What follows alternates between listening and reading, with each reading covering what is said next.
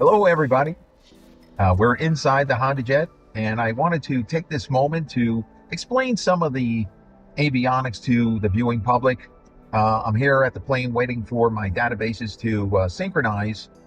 We have to update our databases about once a month, and we download that from, the supplier's Garmin. We download that to an SD card, we bring it into the plane, and we put it here, and then we go through this process. You can see over here, it's updating the internal databases. And that's very important that we as pilots have the most accurate information. Things change. Sometimes antennas go up near an airport, or approach plates can change. Approach plates help us when we get close to the airport and it's instrument conditions and you can't quite see the airport yet, or maybe you can't see the airport at all until you get to a certain altitude, maybe all the way down to 200 feet. And so the approach plate, which I'll show you one of those, gives us very detailed directions over those last, let's say, 30 miles of the flight as we're approaching the airport. But while we're waiting for the databases to update, let me go through some of the things that make the HondaJet so special. I had mentioned when we were doing a walk around about the avionics in the HondaJet. I think they're superior to everything else I see in its class. One of the nice things that, well, it's not just nice, it's very efficient and it's a great safety feature, is if you follow along here, we have a checklist built right into the plane. And I can use my thumb on this thumb wheel, and I can, number one, I can go through and check things off as you're seeing them being checked off. I just press on this. I can change what checklist I'm looking at. So right now we're just static. The plane's not started. We have a ground power unit powering the plane, so I don't have to use the plane's battery. So yeah, I'm free to do whatever I want. We're just sitting here in the plane, and I'm explaining it to you. So here, starting engines, I would go through, number one thing, passenger briefing, red pedals, and what have you. I can go through this checklist very efficiently, and this is superb. I've seen many other YouTubers, many other planes, and certainly my planes before this, we had paper checklists. And I guess that certainly better than nothing, but I can't say how great this is to have. It is right there at literally at my fingertip on this thumb wheel, and it's absolutely terrific. And if I want that to go away and look at something else, all I got to do is hold down on this thumb wheel, and then I can use that space to do something else. So I can go over here. If you follow my hand, I move this little knob. It's kind of like a joystick, and I can throw different things up there, or I can zoom out that map. So here we are on Long Island, and I could zoom out that map. I could throw traffic there, tell traffic to operate, so you'll see actual planes that are around me. Now I'm sitting on the ground, but I can see all the planes that are around me, which is unbelievably fantastic to have. This is a fantastic safety feature. So I can see all the planes around me for up to 40 miles. I can zoom this out to the 40-mile ring, and plus or minus 2,600 feet, and that's a filter. We can turn that filter off and see if we're up high all the way to the ground, or if we're down low all the way above us. But usually we keep that filter on, and that's the normal.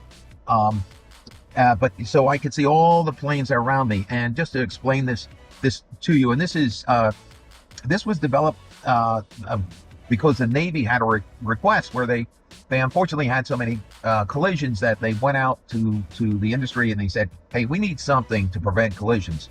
So this is mandated in all passenger planes carrying 30 or more people, but it's also available to those that can build it into their plane. You don't have to have 30 or more people. This is a terrific safety system. So I could see that this plane is probably landing. He's only 400 feet above me. That means I'm sitting here on the ground. He's landing. He's approaching the runway. This plane is 1,400 feet above me, and he's about 5 miles away. This one is coming in probably for a landing. He's 1,200 feet. He's probably in the pattern. So I can put up there whatever I want. I could display weather. We could turn on the radar. I'm not going to do that while we're sitting here on the ground, because that puts out very strong microwave energy, and you don't want to send that towards anybody who's working the line. So, but we can turn that on in the air. And I think I mentioned that before when I was talking outside the plane about the radome, which is up in the pointy nose of the plane. So this is what we call tactical radar, or what I call tactical radar. It's real time, down to the millisecond, and I can control. I'm not going to turn it on, but I can show you. Well, let me go back to that. I can change the ring, so could go out 200 miles. Probably wouldn't use that for 200 miles. I would use Nexrad for 200 miles, but I could zoom it in, and that's more used as you're getting close to a storm system. You don't want to go through storm systems. You want to go around them, above them, below them. With this plane, because it goes so high, it goes up to 43,000 feet, or in pilot lingo, we call that flight level 430. We can get above just about all the weather. It's very rare in North America for weather to go past that level of height. So for us, most of the time, we're going to try to climb above it and then stay above it. But nevertheless, we want to know where it is, or maybe we're coming in for a landing, and now we can't go above it. We're going to put the Nexrad. We're going to see it from the Nexrad, which is very similar to what you see on your weather channel. Oh, this is really cool. So this is before I tell you about that plane. Let me go back to traffic. So that's actually displaying here.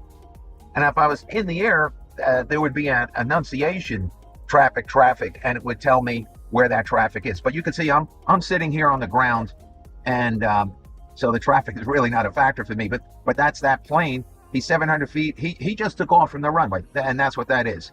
And I'm parallel the runway, sitting here at what's called the FBO, the fixed based operator. That plane just took off, and you can actually see it come up on this screen too, which is absolutely fantastic. And now he's making a right turn, and you can see he's at 900 feet above us, and you can see it on that screen. So this is a great, just sitting here, instead of just flying, I think it's given me an opportunity. Obviously, I can't do all this when I'm flying, to explain some things to you. And the plane just has so many safety features. Here, if we were in, I mentioned the weather, so that would be our weather radar. We can also pull down Nexrad. I can actually pull that down. Now, I don't think there's any weather really around us, so can't really demonstrate thunderstorms when there's no thunderstorms around us. So, but if there were, it would display here. Or I could go back to the onboard radar. TAWS is the terrain. It's the terrain awareness system. So if we're coming in for a landing, and there's high, tall buildings, there's radio towers, or maybe we're in mountainous terrain, it's going to display all that. So each one of these symbols means, if it's red, it means it's below, I'm within 1,000 feet of it. Now I'm on the ground, so obviously not a factor. These things are above me because I'm, on the ground. So that's extremely helpful as far as knowing terrain around you, antennas and things like that. So we can see that. I can put my flight plan there, and I don't have one plugged in.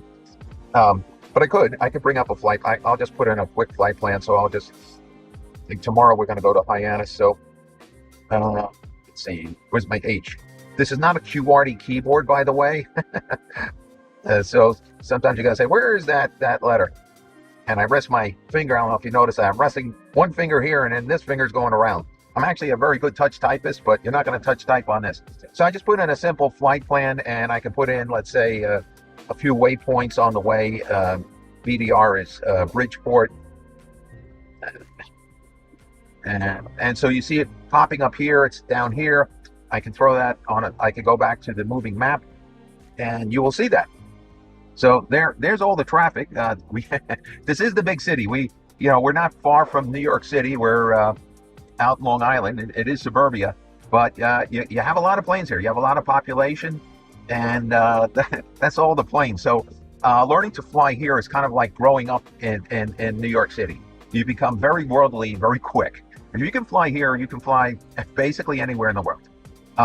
So I just threw in this little route, and Farmingdale, and I threw in Bridgeport as a waypoint, and then I can actually scroll this for you, and this is better on the big screen. I could throw this over to my big screen.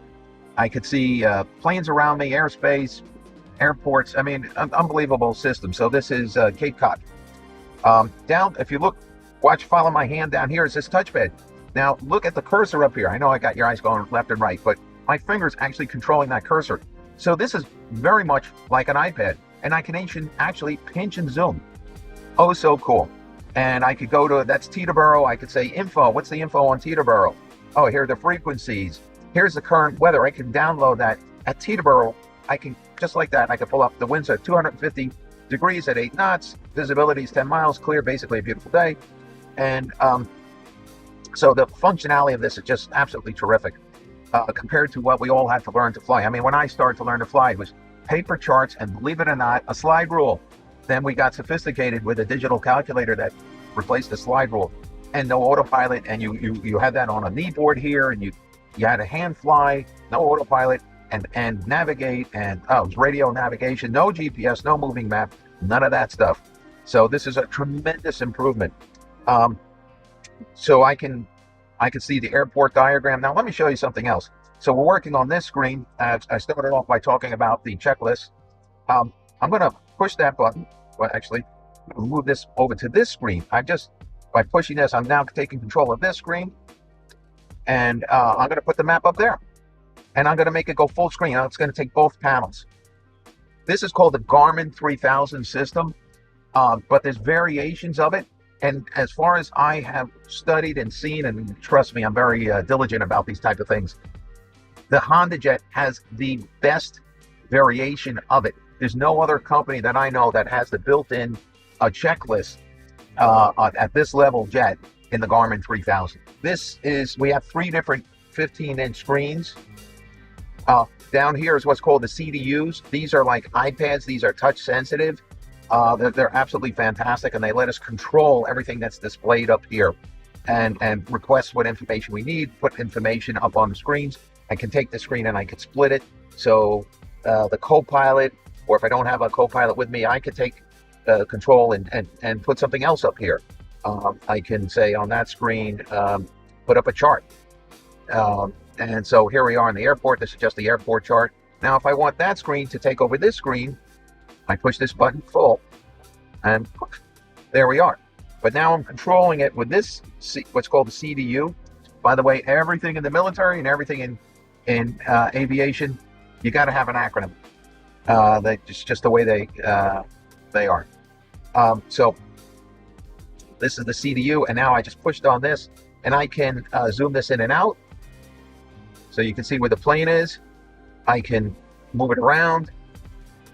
So very controllable. Let me show you while I'm at it. Let me show you an approach chart.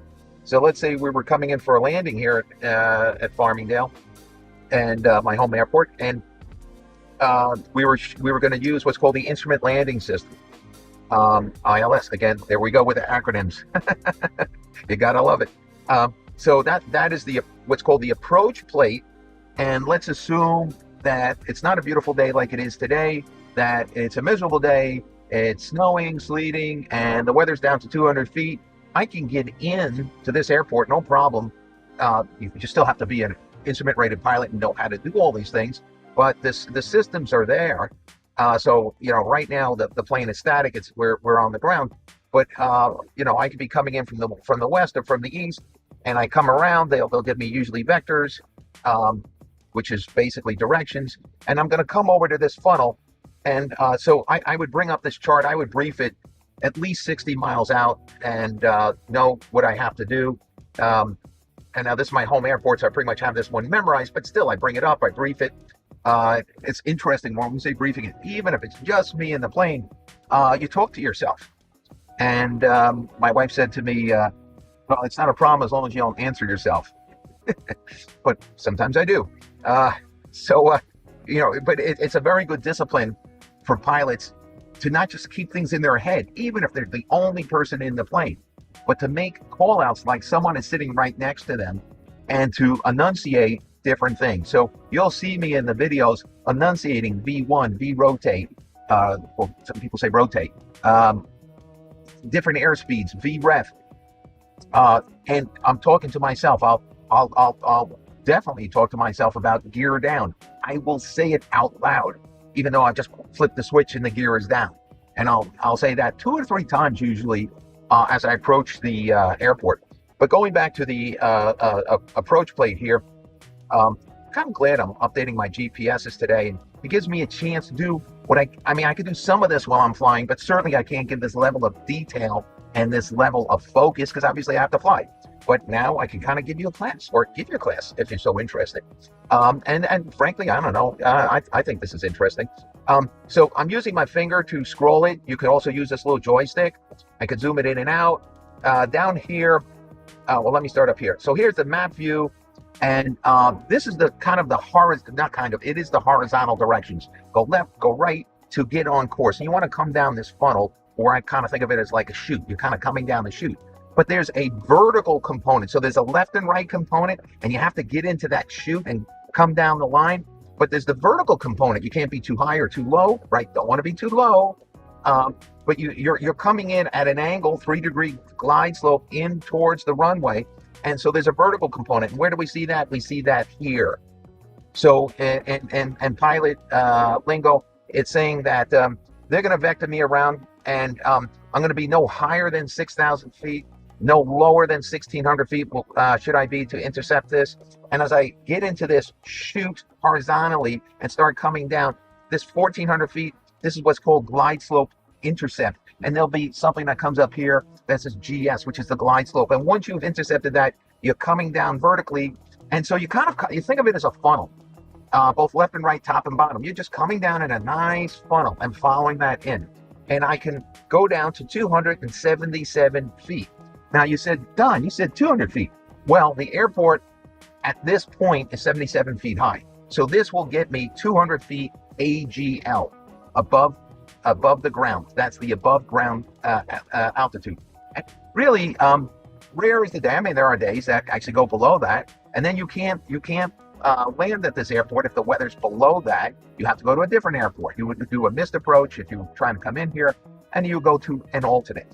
But you should know this as a pilot coming in.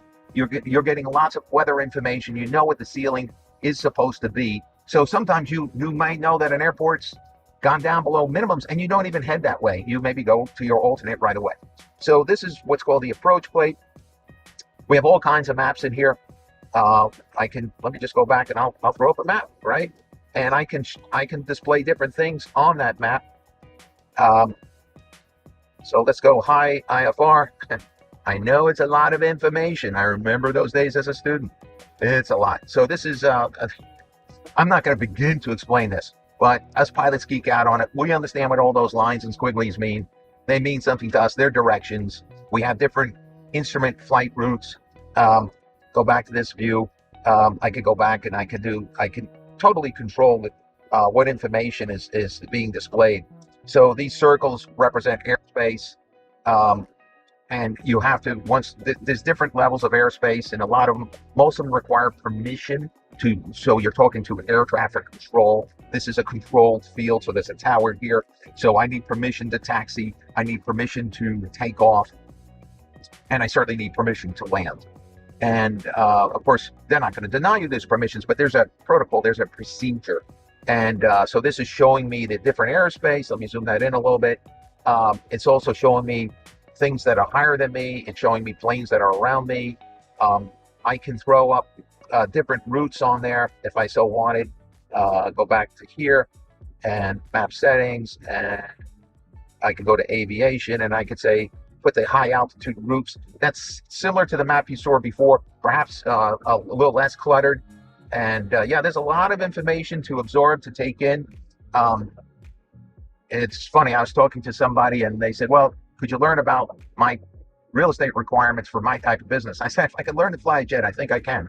And there's a lot to learn to become a jet pilot. There's a lot to learn to become an instrument-rated pilot, and there's a lot to learn to just become a private pilot.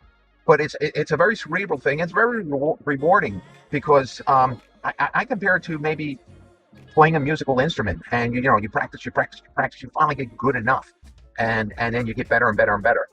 So yeah, it's a lot to learn. It is complex, and that's the kind of the joy of it. It is very stimulating. Think of it as a chess game in a way, and of course you have to have very good dexterity to be able to, nicely take off, nicely land that plane. Something that, all us pilots get judged on. We get judged on. Think about the last time you went commercial, what did you judge the pilot on? You judged them, or pilots, you judged them on the landing. Let's be honest. Of course, there's a lot more than the landings, just like the last minute or two. But there's a lot to it. But so that's the different things that we can turn on and off. We can turn on different things with land data. I can turn on an inset window. I can have my vertical navigation. This is terrain now. Of course, we're not in the air, so you don't see the plane. When we do the flight, you'll see the plane in the air. And if I want to stay at the same altitude, or if I want to go up, or I want to go down, there'll be a line there. So I could show the vertical navigation. There's a lot. Yeah, really cool stuff. So now I've done the split screen again. Here on this one, I have my flight plan that we just made up, and I put it in, and I could go back to that one, and I could say, make that full screen. So now on this bottom portion, I have more information, right? And you notice there's the checklist that's over here. So typically what I'll do on this screen is I usually put my traffic on that screen, right? But you could, each pilot has their own SOP. That's my SOP. I like my traffic on that screen.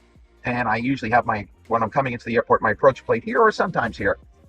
Weather is usually here, though. Sometimes I could throw it there. And what's great is you have choices. Now, over here in this stack of information, we have all our engine instruments. Right now, the engines are shut off, so we're at 0% power. But N1 is the percentage of power. ITT, very interestingly, is the internal temperature of the engines in Celsius. So these engines run pretty cool. They run at about 560 degrees Celsius when they're in normal cruise, but they can go up to 860 on startup and then come down. Most engines run hotter than that. Hotter than that for cruise. But these engines run relatively cool. And I'm talking in degrees Celsius, not Fahrenheit. The numbers would be much higher in Fahrenheit. This is the pounds of fuel in a jet. You don't go by gallons, you go by pounds. And so that's all my fuel, left tank, right tank, and center tank. My gear is down. This is the pitch trim. I can control that with this little knob here. You see my thumb? I can move that here. And I have a backup. I'll take off the sunglasses. Oh, I'm in night mode, so things are dim. Turn that to not material. So let's do that. Day mode. All of a sudden you can see things will light up more. These will light up more. And we purposely want to dim those at night, because otherwise they're like blindingly bright. But so here's my alternative, my backup pitch trim, and I can move the pitch trim with that. So moving on, I've given you a lot of information. For some people are going to geek out on it. Some, maybe this isn't, for them it's too much information. But I'll just give you a few more basics. Over here on the right side, and these instrument clusters are standardized.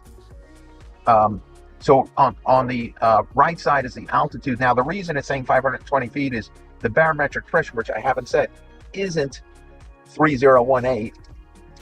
It's much lower today. That changes day by day, hour by hour. But the barometric pressure would be 29.71 inches of mercury. Now, there's a metric version of that. So if you're flying in Europe, you're going to be using the metric system. Don't ask me why we're not using the metric system here in the United States on a lot of things, or everything, but we're not. So this is inches of mercury. And you're familiar with that by just looking at any weather forecast, looking at your iPhone or your iPad, you can see what the barometric pressure is. And typically when the pressure drops, so today's kind of an anomaly, it's a beautiful day and the pressure is kind of low, but typically when the pressure drops, it invites bad weather. And when the pressure is high, it pushes out the bad weather. Simply. On the left is our airspeed. And this, we're not actually doing any speed. This is a bug of 95 knots. That's the initial speed. And you see it says no wind data because we're static. We're on the ground. We have different clocks here. We have temperature. We have this area here is called is where we have our CAS messages, a crew alerting system. So messages are in cyan are informational. Left engine shut down, right engine shut down, external power door open. That's because I have external power unit hooked in, and that's displayed here too. I'm going to restart the avionics. And by the way, electronics that are in a plane are called Avionics. Another one of those little things that you could win a some kind of contest on, I guess. While the avionics are restarting, up here is where we control our autopilot. As planes go, the HondaJet did such a great job of minimizing the buttons. This might look complicated to you, but I say look back on some of the photos of some of the older planes, and this is the bee's knees. This is really very very manageable.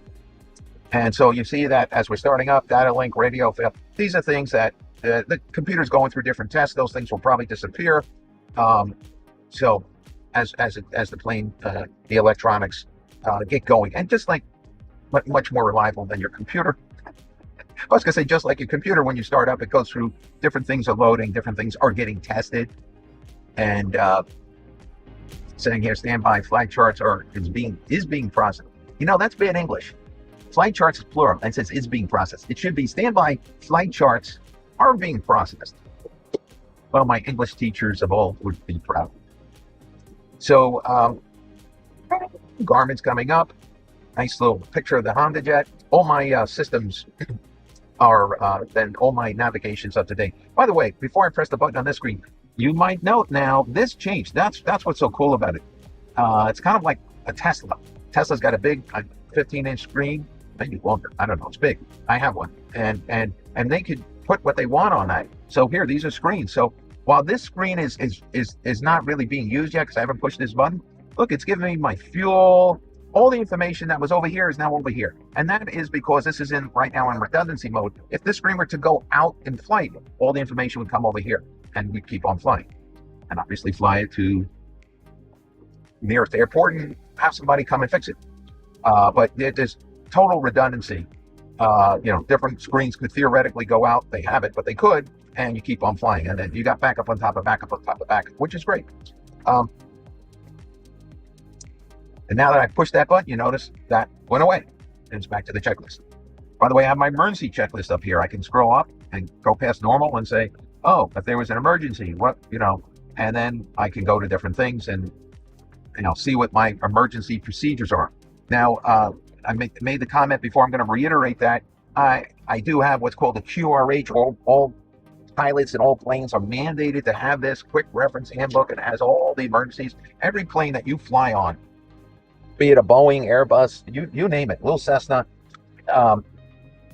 here in the States and the same in Europe, they're mandated to have these emergency checklists. And so that's the paper version, but I love to have the digital version.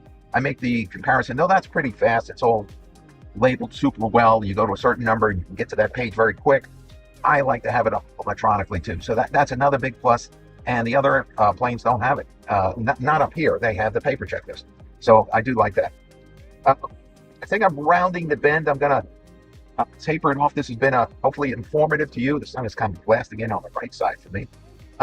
But it's given me the opportunity when I'm not flying to explain a lot of things. And if you follow our videos, then they'll definitely make more sense. You'll know on the right side is my altitude, on the left side is my airspeed. Here is my compass. This is where the navigation will be. Magenta is GPS. Green lines are radio. And we'll get into some of that on some of the flights. So listen, thank you for taking the time. I tried to talk at the speed of a New York air traffic controller, so you can absorb a lot of information quickly. And we really do appreciate you coming to the channel and learning about our plane, learning about the HondaJet. Thank you, and have a great day.